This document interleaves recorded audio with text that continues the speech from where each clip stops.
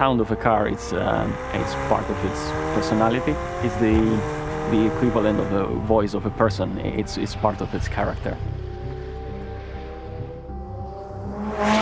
My name is Andreas Ursunelos, and I'm a senior NVH engineer at McLaren Automotive, which stands for Noise, Vibration and Harshness.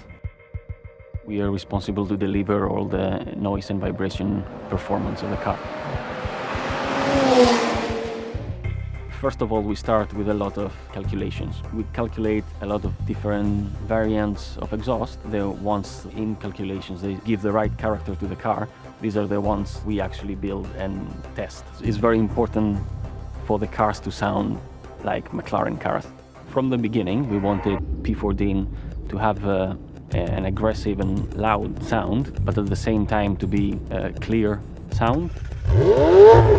Also, what we tried to achieve was a dual character, if you like. We wanted the car to be comfortable to drive at normal conditions, but when you're in a track, we wanted the car to be as engaging as possible.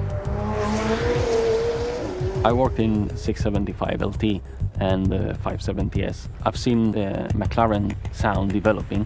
I think the McLaren 720S has the best McLaren sound so far.